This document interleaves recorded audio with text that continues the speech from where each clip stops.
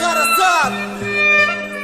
Dünyavellino.com Sevgili Kartal Asman ağlaya damca damca damca Men onun beter gözyaşlarım dama dama İkili gedenin elim bilen tuttuma Yeni diyem olyan ki sevdim bağışla Geçen yıllamızı diğeren aletler Arzu etyedik maşallah bebekler Durmuşum aylandı yağış tupan dumana Seni başta bilip salıp durun kumana Vaknada seni söylenime bel Bilbil bolu ölenime sen der bel Senin ise canımı kastedecektim ver bel Özgenim ayna şu bolanını hem bel Vaknada seni söylenime bel Bilbil bolu ölenime sen ver bel Senin ise canımı kastedecektim ver bel Özgenim ayna şu bolanını hem bel Yok havarım geçiptir en çaval Üstüme gezenine boluptur kerval Gördü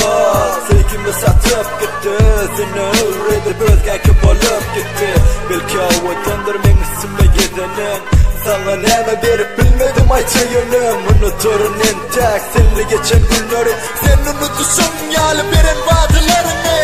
Söyleyin bilse de söyleyin halini Söyleyin söyledi ayrılık tuşurdu Gelip bir bilsedi bu halimi görsüdü Ki sevdi yerdi gelinimin bolurdu Söyleyin bilse de söyleyin halini Söyleyin sevmedi ayrılık tuşurdu Gelip bir bilsedi bu halimi görsüdü Ki sevdi yerdi gelinimin bolurdu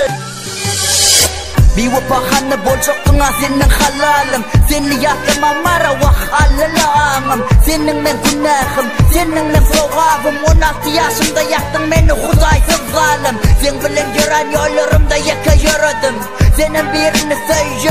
söyülmegin Bayi korku gözüm, yalan mı berin sözüm Seni sen bolanın için söydim ağara gözüm Kim aydım ayrılık varsın sen için Halimi soramadın bulmanı gönlüm için İki sevgili el ele tutuşup geçse geçip Sen yokluğun yadıma düşüp yanar için İnne bir eştesin mi sözüm deksin yüreğimi Her gün karıştım ben sen gelerini Ağzımı yaptım ben kesip ellerimi Ağzacık söylenim olsa gelinli gel seni Asman ağlaya damca damca damca Men onun beter gözyaşlarım dama dama İkili gedenin elim bilen tuttuma Yeni diyem olyan ki sevdim bağışla Geçen yıllamızı diğeren aletler Arzu etyedik maşallah bebekler Durmuşum aylandı yağış tupan dumana Seni başta bilip salıp durun kumana